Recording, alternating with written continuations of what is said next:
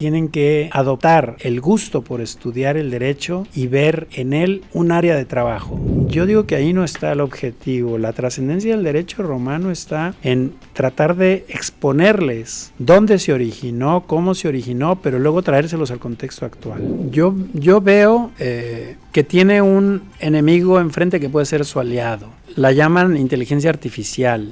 El educando tiene que encontrar, en este caso, en su educador, una forma de vida, una forma de ser que sea más fuerte que la suya. Bienvenidos sean todos ustedes, estimados seguidores, a esta su sala, desde el interior de la Universidad Panamericana, Campus Guadalajara, en su podcast Cambio Jurídico.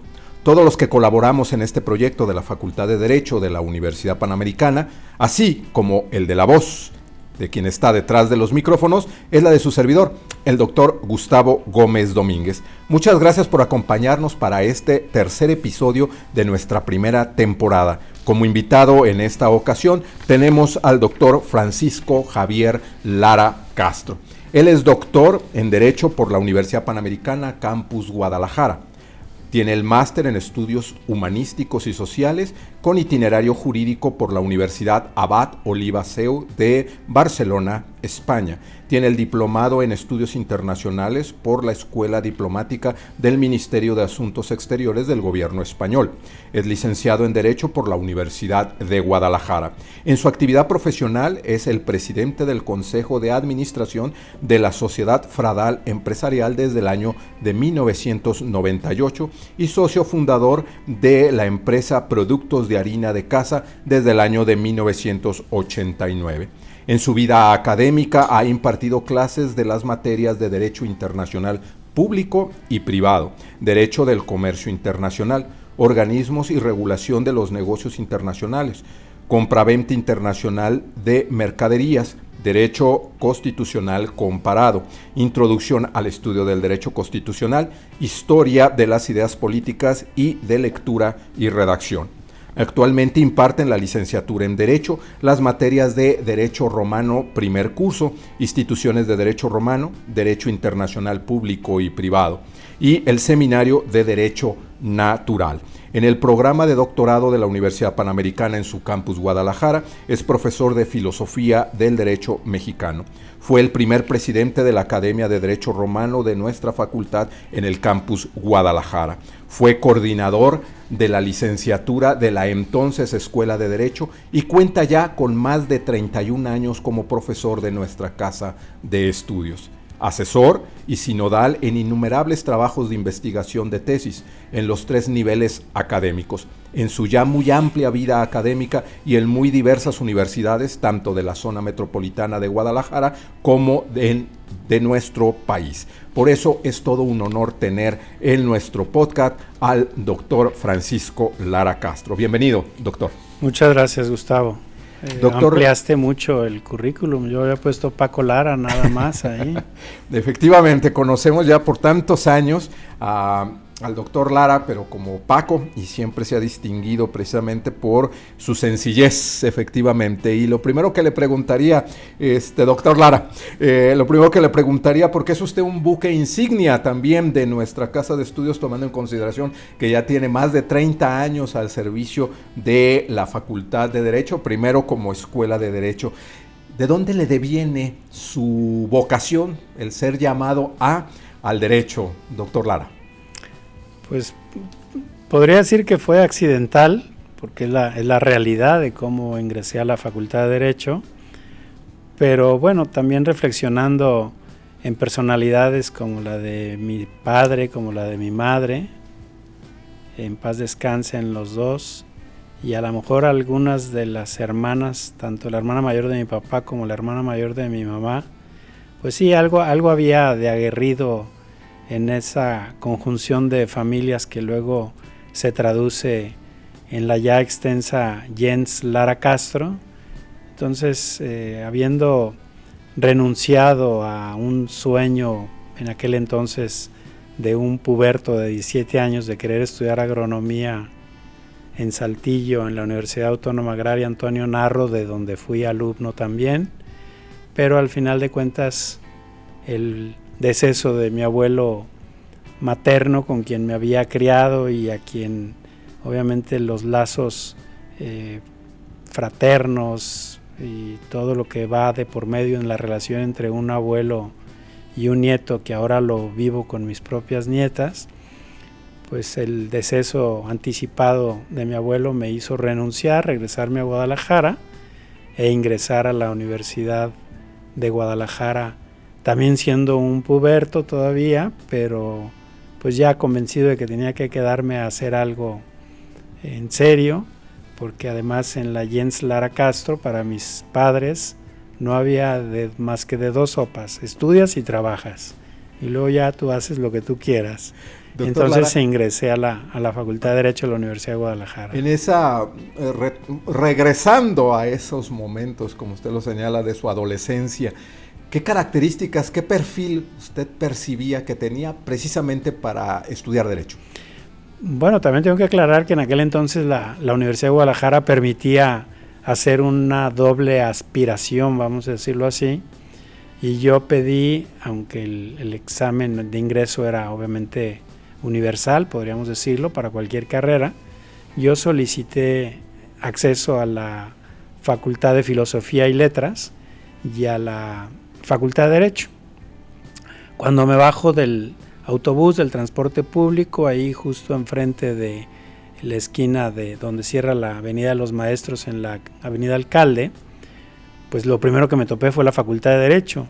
Y como los dictámenes eran públicos y los ponían ahí en el tablero del pasillo de acceso a la coordinación y secretaría de la Facultad de Derecho, me vi en esa lista y siempre he reflexionado que nunca fui a buscarme si a lo mejor había salido en Filosofía y Letras, donde quizá hubiera tenido mejor colocación que la de en Derecho, ¿no? Pero bueno, puedo confesar que desde la primera clase que recibí con don Jorge Rubio Lozano, en paz descanse, Derecho Romano, dije: estoy en el lugar indicado, quiero estudiar Derecho. Doctor Lara, en este caso, como profesor de Derecho Romano, en el primer semestre usted recibe ahora a los adolescentes. ¿Qué características debe de traer ese adolescente para que sea exitosa su vida universitaria y luego poder acceder a la vida profesional en el caso del abogado? Bueno, no respondía directamente a tu pregunta en mi persona respecto a esos atributos que debiese de tener un estudiante de Derecho. Lo primero que les resalto a los alumnos, siguiendo, no evadiendo tu pregunta directa, sino creo que se asocia a esta pregunta, de decirles: están en una de las carreras más completas y más bonitas que pueden estudiar.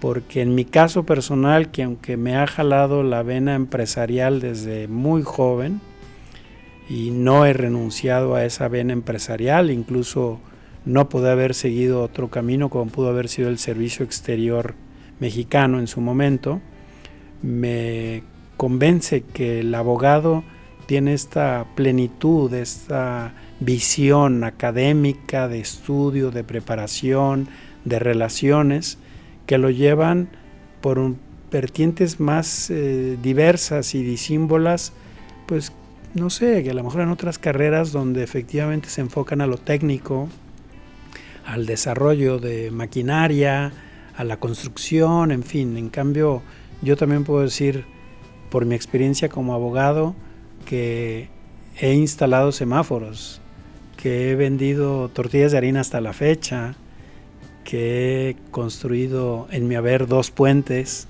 con ayuda de los técnicos correspondientes, pero al final el responsable de esa construcción fui yo.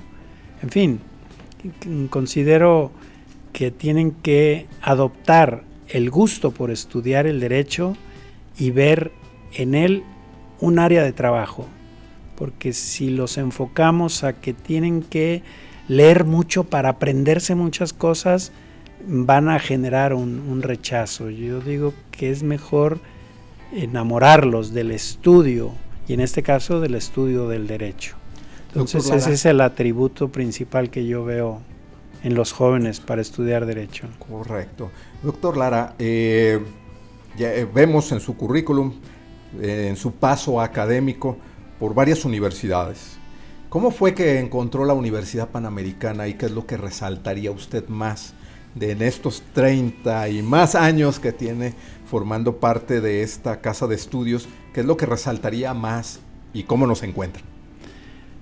Yo intenté ingresar a la Universidad Panamericana como alumno, cosa curiosa, porque la empresa con la que yo estaba colaborando en aquel momento me había ya ofrecido como prestación un diplomado en finanzas, porque el área en la que yo estaba era precisamente la de administración, de control, podríamos decir, de toda la operación de la empresa. Entonces, después de haber cubierto este diplomado en finanzas, hurgando por un lado y otro, me entero que había aquí una especialidad en aquel momento de derecho corporativo. Entonces se lo propuse al presidente de la compañía y me dijo, sí, te la pagamos también, investiga de qué se trata, cuáles son los costos, etcétera. Hago obviamente los trámites, la documentación, todo lo que me habían solicitado, y llega un momento en que una persona que sigue todavía en la facultad, la señora Blanca, me llama por teléfono a mi oficina, me pasan la llamada, me dicen te buscan de la Universidad Panamericana, ya sabía yo de qué podría tratarse la llamada, y me hace una cita para un desayuno. Yo al principio sí me dije, pues qué formales, que hasta un desayuno me van a invitar, o tendré que llevar más dinero porque a lo mejor lo tengo que pagar yo, no lo sé. Y me encuentro gratamente, primero con una persona a quien yo ya conocía, el maestro Juan Enríquez Reyes, notario público de la ciudad, que en aquel entonces era el profesor de Derecho Internacional Público. Obviamente el doctor de la Borbolla, quien por referencias indirectas de mi trabajo en el Consulado General de España conocía también, y el director de aquel entonces de la Escuela de Derecho, o el coordinador, podríamos decir, que era el maestro Alberto Alarcón. Y resulta que para mi sorpresa, estoy omitiendo algo muy importante, a don Héctor González Schmal, que era el director de posgrados, que yo por eso supuse que me iban a dar la aceptación a dar clase, a estudiar, y resulta que no, me citaban para decirme que si aceptaba la adjuntía con el maestro Juan Enríquez en la materia de Derecho Internacional Público, en la cual me dejó a medio semestre por una circunstancia familiar que vivió él en aquella ocasión en 1994, y ya, a partir de ahí, creo que se convirtió en un vicio y una manía de que me hablaran de coordinación. Oye, ¿no quieres dar otra vez el curso? Y yo encantado de la vida, porque es algo que todavía recordaba hoy, hace algunos días, con alguna otra persona. Creo que es una facultad, un atributo que me dio Dios de poder enseñar algo. Entonces eso me ha marcado desde muy joven. Llevo dando clase formalmente desde los 17 años y es algo que disfruto mucho. Y en este caso, doctor Lara, luego se incorpora también como miembro de la coordinación de la entonces Escuela de Derecho. Claro, porque hubo una noticia ahí medio rara respecto a la empresa con la que yo trabajaba. Salió ahora sí que en los titulares de los periódicos locales que nos habían quitado el contrato de mantenimiento de un proyecto que había ejecutado la empresa en la zona metropolitana, y el maestro Alberto Alarcón, tal vez con su cariño de aquel entonces, su afecto de siempre, todavía hoy en día, me invitó al curso, y al mismo tiempo casi podríamos decir que me hizo manita de puerco. Te necesitamos y te quedas en coordinación. Y bueno, pues a ver, ¿qué es lo que hay que hacer, no? Ellos suponían, quiero decir ellos porque estaban más personas atrás involucradas, que me había quedado sin trabajo por esa noticia, y resulta que no, me ampliaron y me multiplicaron el trabajo, me repartía en cachitos entre aquí y allá, además de mis compromisos académicos que ya tenía con otras 2 universidades de la zona metropolitana, que eran incluso compromisos fijos en horas específicas, y que bueno, por la hospitalidad y la amabilidad de los directivos de la facultad de aquel entonces aquí en la Universidad Panamericana, me permitieron que yo, como me decía el maestro Alberto Alarcón, seguir sumando. Sí, hay que sumar, Paco, y qué bueno que tú tienes, vamos a decir que los pies puestos en varios lugares tratando de unir esta fuerza de lo que tiene que ser el estudio del derecho. Doctor Lara, en este caso, bueno, tendrá con nosotros 31 años, más de 31 años dando clases, pero en su vida, como nos plantea, más de 40 años en la vida del docente. Para usted, su experiencia, sus conocimientos y el trato constante con jóvenes, adolescentes en buena medida, que tratan de formarse y tratan de ser lo que en tal caso la vida los lleva, ¿qué es lo que debe de tener un docente? ¿Cuál es el perfil que debe tener el docente universitario? Y específicamente, si nos puede guiar con su experiencia, el docente que imparte clases en la Facultad de Derecho. Yo lo primero que atribuiría sería autenticidad. El profesor tiene que ser auténtico porque, como me enseñó alguien que por circunstancias de la vida fue mi maestro en primero de primaria, y tuve la dicha de que fuésemos amigos hasta que Dios se lo llevó a dar clase a su reino, que decía: el educando tiene que encontrar, en este caso, en su educador, una forma de vida, una forma de ser que sea más fuerte que la suya. Y la única manera en que alguien que quiere ser profesor puede conseguir eso es siendo auténtico. Y en esa autenticidad obviamente van asociadas tal vez 3 cosas que son fundamentales. Primero y antes que nada, verlo como un bien, porque el conocimiento es un bien. Entonces, ese bien hay que transmitirlo, y hay que transmitírselos diligentemente, con amplitud, con cariño, y con un cariño que, como decía también este profesor mío, una fuerza de hierro, pero que dentro esté obviamente una mano de seda que quiere enseñar. El segundo punto sería obviamente la belleza. ¿Por qué? Porque enseñar es esa parte virtuosa, a lo mejor, de las personas que Dios nos ha dado esta bendición de poder acercarnos a alguien que nos necesita, que quiere saber algo más de nosotros.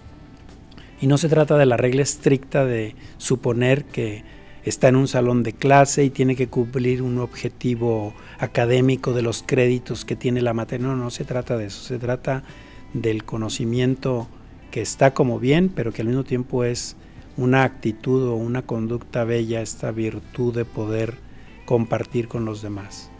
Y la tercera, tal vez, que debí de haber puesto al inicio, pero creo que como colofón tiene mayor fuerza, es la búsqueda de la verdad, porque la verdad es una sola.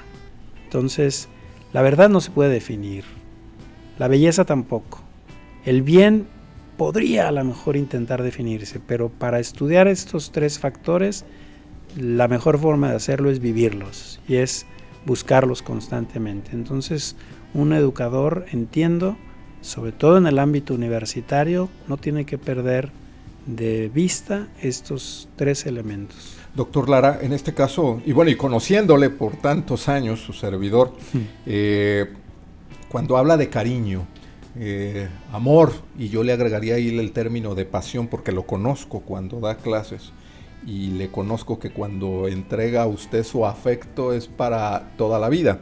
En este caso, ese cariño, ¿cómo lo entiende usted para el docente? Porque luego también se escucha a veces esa crítica o esas observaciones, es que el profesor no debe de encariñarse con los alumnos porque debe transmitir un conocimiento, hablando del aspecto de la verdad.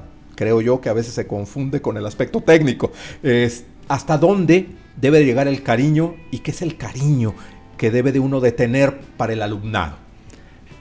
Es que, digo, mi preparación en el bachillerato unitario, que era como se estructuraba en aquel entonces la especialización en la Universidad de Guadalajara, fue de 2 años y medio de didáctica general y de materias afines a la pedagogía. Entonces, además de, repito, haber reconocido desde la primaria con los hermanos maristas esta facultad que Dios me dio de poder tomar un tema y explicárselo a los demás, esta preparatoria también me marcó con maestros trascendentales sobre esta vena, vamos a decir, docente, ¿no?, de la pedagogía.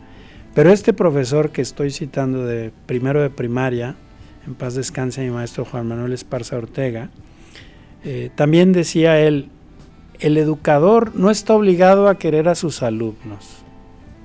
Él siempre decía eso. Y vaya que era una persona a quien una de las cosas que más le aprendí es a tratar de identificar a mis alumnos por su nombre propio. Por supuesto que me falla a veces, pero bueno, trato de hacerlo, de saber quiénes son. Y él, ante esta frase, yo algún día llegué a corregírsela todavía él en vida y de decirle, tienes razón, el profesor no está obligado a querer a sus alumnos, pero si para enseñarte quieres mi amistad, aquí estoy. Entonces, yo digo que el límite está en donde el alumno pone el límite, hasta dónde quiere llegar. Y tú lo sabes y te consta, aunque hemos sido compañeros en la docencia, no realmente como mi alumno, pero tenemos alumnos en común que sabes que hasta la fecha son amigos de los dos. Pero es porque ellos han decidido continuar con esa amistad. Luego a lo mejor podríamos decir que hasta les hacemos cierto bullying, pero hasta eso soportan, aguantan, porque saben que es un bullying cariñoso, es una amistad que tiene que ver incluso con que seguimos preocupados e interesados en estar obviamente presentes en sus logros. Hoy verlos ya como padres, el sábado que fue día de Santa Cecilia, día del músico, a un alumno que además me satisfizo haberlo vuelto a encontrar ahora con estas modernidades del WhatsApp. Dije a ver si no se ha borrado el contacto y sigue siendo él. Felicitarlo no solamente por el día del músico, él es abogado por supuesto, y que me dijera que andaba de gira con la banda de música con la que yo lo conocí, todavía con ese grupo, en Pachuca. Dije, mira, excelente, en la Bella Airosa haciendo lo que te gusta. Entonces, para mí el afecto, ese cariño que puede llevarnos a la amistad, tomando la amistad como la preocupación y el interés por el otro, y a veces más el bienestar por el otro. Entonces, para mí ese bienestar en el caso de los alumnos tiene que estar en que descubran que lo que están estudiando, que es el derecho, es un conocimiento que los va a llevar a ser mejores personas. Doctor Lara, permítame hacer la siguiente pregunta. Voy a plantearla de dos maneras. La primera puede ser un falso discurso o una falsa polémica. Y el segundo es que ahí hay una polémica.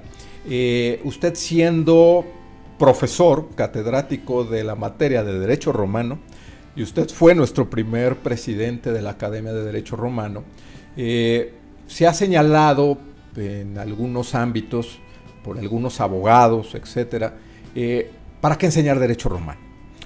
No tiene sentido enseñar Derecho Romano.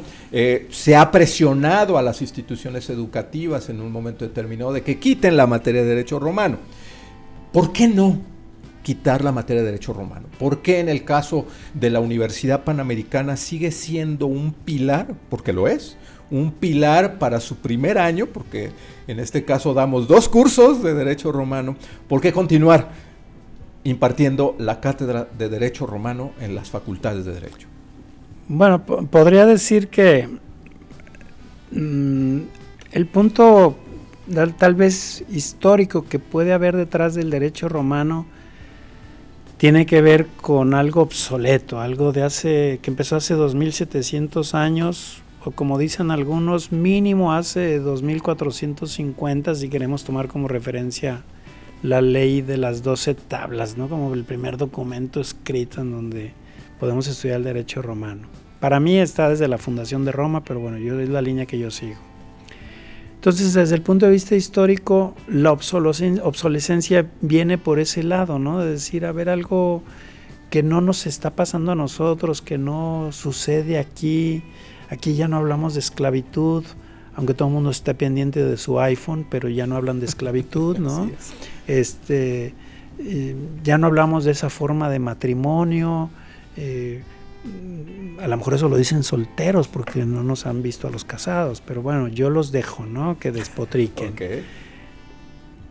Y ahí es donde entra quizá el cómo cambiar la visión del estudio del derecho romano, de que el alumno vea no una mnemotecnia de repetir, como yo a veces se los pido, tal vez hasta de manera socarrona, como para retarlos de cómo se aprenden canciones que no saben ni qué están diciendo, y ellos las repiten en los antros, ¿no? Y se saben perfectamente la letra. Entonces yo les obligo a que se aprendan este concepto que, como dice nuestro amigo el doctor Diego Robles, ya está superado, Paco. Sí, ya está superado, pero es para que luego se luzcan en la casa de la novia o del novio diciendo, yo sé el concepto de obligación en latín, ¿no? Y obligatio es iuris vinculum. Yo digo que ahí no está el objetivo. La trascendencia del derecho romano está en tratar de exponerles dónde se originó, cómo se originó, pero luego traérselos al contexto actual, traérselos a lo que está ocurriendo hoy en día, partiendo incluso desde la misma idea de Civitas, que es la ciudad, la fundación de la ciudad, segunda institución que al menos yo les explico desde el propedéutico, la familia. Hoy tenemos que seguir hablando y defendiendo a la familia, y así nos vamos. Bueno, cuando llegamos al Senado, la primera pregunta que les digo, ¿qué no hay un Senado en México? Que su origen haya sido otro no quiere decir que no tengamos que trabajar desde el punto de vista a lo mejor político para que el Senado se convierta en eso, ¿no? En un asesor, defensor del pacto federal, tú que hiciste tu tesis sobre el federalismo, en fin, toda la riqueza de institutos e instituciones que gracias al mundo romano y a su trascendencia histórica como monumento que es incluso el mismo Corpus Juris Civilis, nos sirve para darle un aderezo al conocimiento del alumno cuando empieza a entrar el derecho romano. Fíjate, el viernes me tuve una experiencia muy bonita con una de mis alumnas que está terminando ahorita primer semestre. Me dice, profe, cuando yo me iba a inscribir a derecho, lo primero que me dijeron, tienes que saber latín. Y me agarré una aplicación y llevo 3 meses y medio estudiando latín. Y me enseñó su puntaje y su récord. Y dije, mira, qué bonito. Dije, esto, le dije a esta alumna, es algo que no estorba. No tiene nada que ver con el derecho romano, ni es una condición sine qua non para estudiar derecho romano saber latín. Pero esto no te va a estorbar jamás de los jamases, porque incluso le puse mi propia experiencia de estudiar latín con la maestra Emma Rodríguez Freusheim, latín multilingüal, y su examen final era, te pongo un texto de una lengua romance que no conoces, portugués, francés, italiano, la que tú me digas, y estoy seguro que nada más por lo que ya te enseñé de latín, vas a poder entender qué está diciendo el texto. En tal caso estaríamos diciendo, doctor Lara, el abogado necesita riqueza cultural. Riqueza cultural. Y en este caso, permítame unir la pregunta con esa riqueza de estos jóvenes de primer semestre a una enorme riqueza que usted posee, y por eso va con los alumnos del tercer grado, que en este caso sería el doctorado, y hablar de filosofía. Y en este caso vemos, de acuerdo a su currículum y la enorme experiencia, y como ya lo conocemos, usted es un prisma. En este sentido tiene muchas caras, y así como tiene una cara empresarial, tiene una cara docente, tiene una cara con respecto a las cuestiones técnicas del derecho, también tenemos el apartado filosófico. ¿Por qué estudiar filosofía para el caso del derecho si en realidad en la actualidad nos dicen y nos venden por la tecnología, etcétera, que lo importante es lo técnico?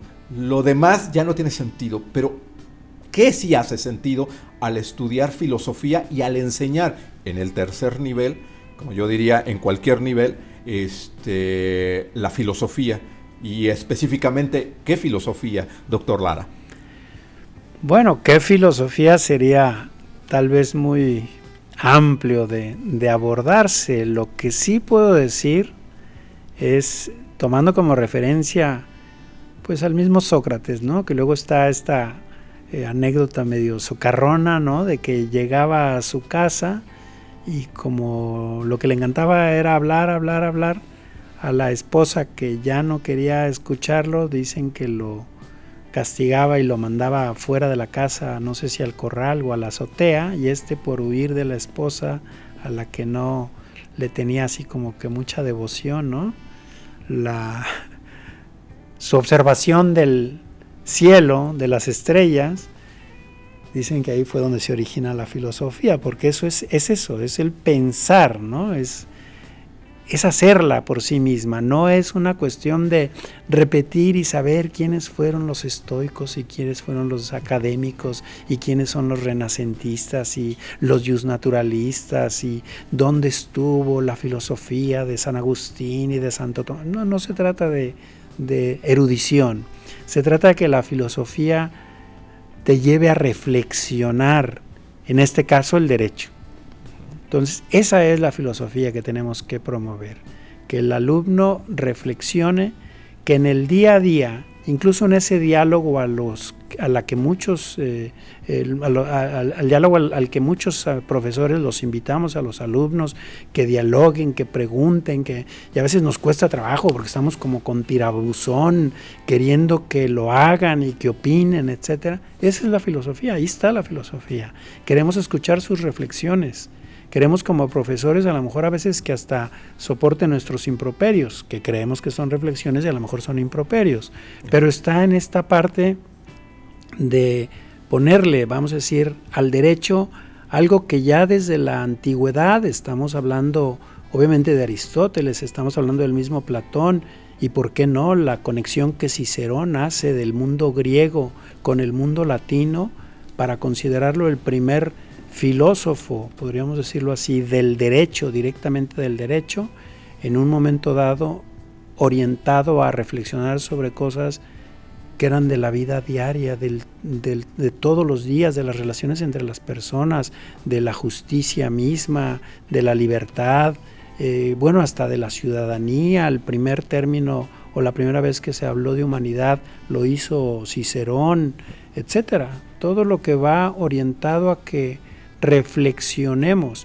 Por eso hoy en día podemos escuchar o ver hasta libros pues de filosofía en muy distintos ámbitos, filosofía de la educación, filosofía del conocimiento, y en este caso filosofía del derecho, pues es eso, es reflexionar, que invitemos a los alumnos a ser reflexivos en torno a lo que va a llevarnos al conocimiento del derecho.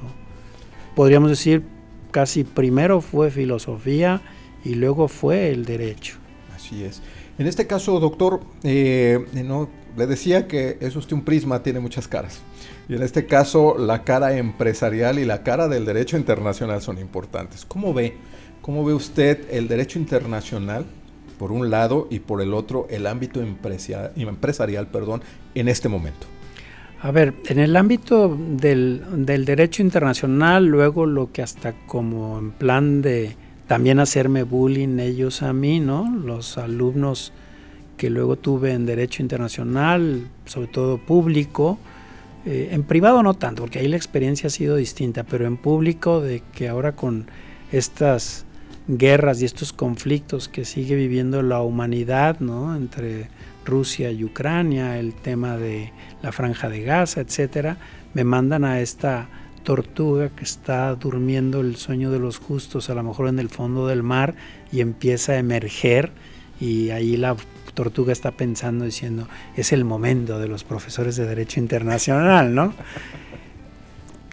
Claro que deja mucho que desear. Las Naciones Unidas acaban de cumplir 80 años y parece como si la humanidad quisiera que un paquidermo como la ONU resolviera los problemas bélicos de la humanidad que existen desde que Caín mató a Abel, y si Caín era el primogénito, pues en qué manos estamos, ¿no? Si él es el hermano mayor y nos hace lo que nos hace, entonces ¿qué destino tiene la humanidad? Claro. Pero esta condicionante no limita, volviendo al estudio, que al contrario, con mayor razón necesitamos que se estudie obviamente el derecho internacional para saber que ahí hay obviamente instituciones a las que les hace falta quizá esa fuerza que el derecho debe tener para imponerse, pues en la solución de los conflictos, en la solución de controversias. Y algo que me llama la atención, que no se ha quitado el dedo del renglón, sobre todo en el tema entre Rusia y Ucrania, que tiene que ver con la solución diplomática, porque saben que no hay otro camino, porque si le quiere imponer algo a Rusia, pues de entrada Rusia es miembro permanente del Consejo de Seguridad y va a vetar y va a patear el balón fuera de la cancha cuantas veces sea necesario, y saben los otros 4 que no lo pueden hacer. Entonces ahí es donde vemos que todavía hay posibilidades de resolver el conflicto con esta negociación diplomática, además de que, bueno, pues igual que cualquier disciplina del derecho, el derecho internacional público pues, se tiene que alimentar de geopolítica, de historia de las relaciones internacionales, de política internacional y obviamente de economía.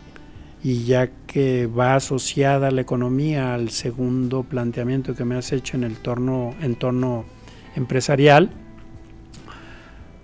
pues México está en una situación expectante a este respecto. Lo podemos ver en el sector del campo. Hoy en día estamos en el día en que han convocado a este bloqueo de carreteras por las exigencias que un ámbito empresarial muy específico, que a veces queremos verlo marginado, porque son los del campo, no, es un capital importantísimo para cualquier país y sobre todo para México, de gran trascendencia, la agroindustria, podemos decirlo así. Entonces, en el ámbito de los negocios, México, que se conecta con la primera pregunta, que es el derecho internacional, está en un momento clave para prepararse para la renegociación del TEMEC. México, podría decirlo a lo mejor con las correcciones que me pueda hacer en un momento dado cualquier persona, puede vivir sin la soberanía, pero no puede vivir sin el libre comercio. México ya depende del libre comercio. Gran parte de la economía y de las familias mexicanas están asociadas directa o indirectamente a este fenómeno que se desató desde que el país fue incorporado al Acuerdo General de Aranceles y Comercio, el GATT, en 1987, y que después se detonó con la firma del Tratado de Libre Comercio de América del Norte. Doctor Lara, en este caso, en el ámbito en que nos estamos desarrollando, y como bien nos marca usted, en el momento, diríamos, en el aquí y en el ahora que vivimos, ¿cómo vislumbra usted la enseñanza del derecho? Porque luego se cuestiona ya que las universidades, en términos generales, no cubren el objetivo, que ya los universitarios no logran encontrar el empleo.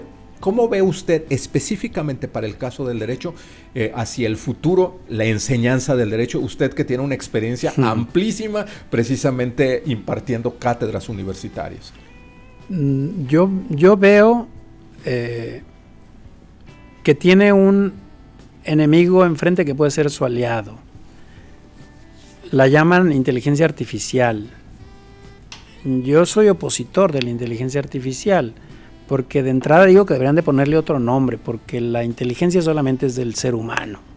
Entonces, si el ser humano le quiere entregar esta inteligencia o el razonamiento a un ser que no sé qué sea, si una máquina o alguien que está detrás de la máquina realmente programándonos todo, entonces creo que está renunciando a una de las esencias de ser humano, que es precisamente la razón. La razón va asociada incluso a la libertad, que es la facultad que tenemos de decidir algo, y para eso está la razón, y eso por Santo Tomás de Aquino tú lo sabes mejor que yo. Entonces, en este intelecto, el estudio del derecho tiene que reforzar tal vez a este aliado que, repito, puede ser su enemigo, para no dejar lo que él decida por nosotros. Ejemplo, esto que hemos dicho de la filosofía, o un elemento fundamental de que el derecho es humano. El derecho es para la humanidad. Puede regular a las máquinas, puede determinarnos quién ha cometido un ilícito utilizando inteligencia artificial. Puede haber muchas cosas detrás de eso, pero eso es humano. Eso no lo puede dictar o determinar una máquina. Entonces, el estudio del derecho tiene que ser, hoy más que nunca, más humanista. Hoy más que nunca, más filosófico. Y que la inteligencia artificial sea eso, lo que compañeros incluso de la universidad como el doctor Pedro Pallares nos han invitado que sea una herramienta, pero para estudiar, no para que decida por ti, no para que te diga cómo tiene que ser el trabajo de investigación final que encargó el Pacus Larus para tener derecho a que te ponga calificación en la mano. No es eso, es una herramienta, te puede dar esa guía, pero la reflexión es tuya. Claro, doctor. El conocimiento lo tienes tú. La inteligencia artificial te va a dar una pista, pero como les digo, de entrada va a citar mal, porque no te va a decir la página de donde sacó la referencia. Eso tienes que buscarlo tú, y en eso creo es donde hay esa fuerza del aliado enemigo que puede estar en el estudio y la enseñanza del derecho, porque así como pronostican luego a institutos políticos larga vida, el derecho tiene mucha vida y más vida por delante. Muy bien, doctor Lara. Doctor Lara, para concluir nuestro podcast, conociéndole yo, en este caso por más de 30 años, y como miembro usted de esta casa de estudios... Yo no soy culpable de tus males, ¿eh? Diríamos, usted fue el culpable de que yo esté en nuestra institución. Usted me invitó, junto con otras personalidades, ¿no? Como ya lo decía usted, el licenciado Alberto Alarcón, el doctor Juan de la Borbolla, y otros amigos mutuos que hemos tenido y que ingresamos a esta institución igualmente ya desde hace 30 años. Yo le preguntaría, para concluir el podcast, ¿cómo se ve para el futuro usted como profesor universitario y profesor de nuestra Facultad de Derecho en los diferentes niveles en los cuales imparte usted cátedra?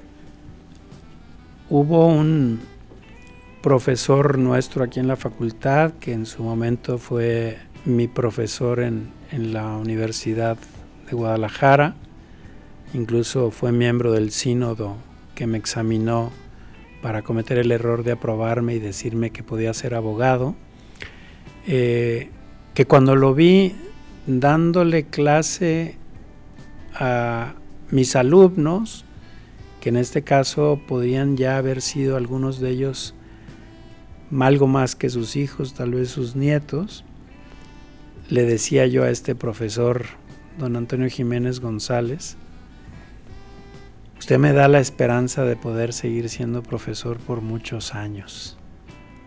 Ya rebasé la generación de mi hijo, hace rato que pasó por mis manos la generación de mi hijo.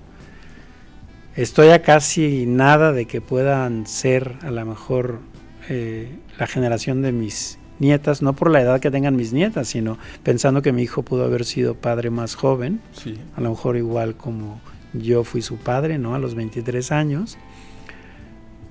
Entonces, tomando en cuenta esto, mi visión sigue siendo al cariño que a veces agradezco, como me lo dice el actual director de la facultad, de la licenciatura, ¿no?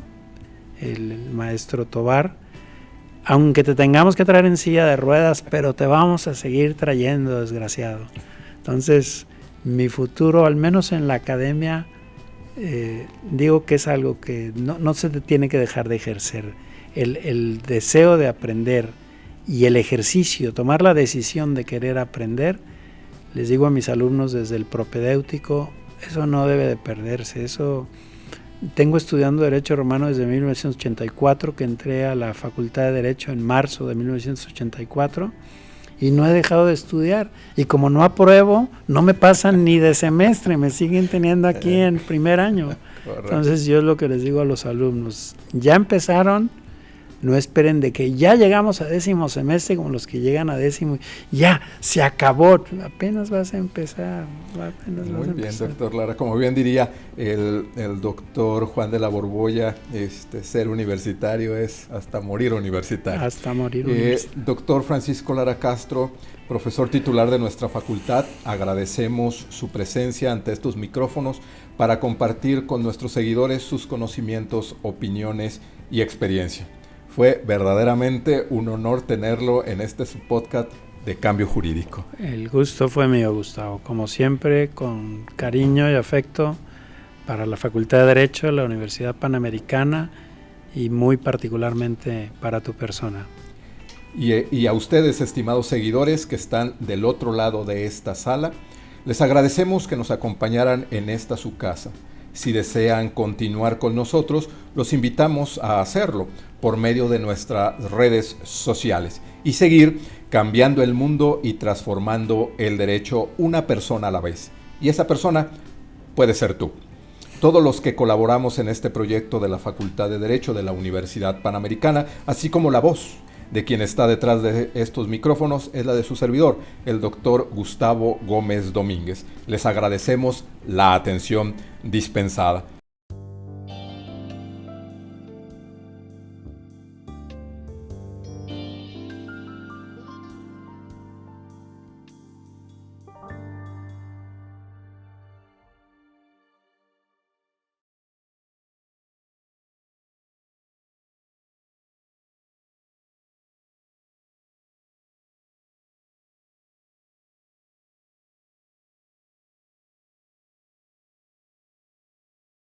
Doctor Lara, para terminar, le entregamos un obsequio distintivo de nuestro programa. Ah, hombre, qué el detalle. Que en este sentido...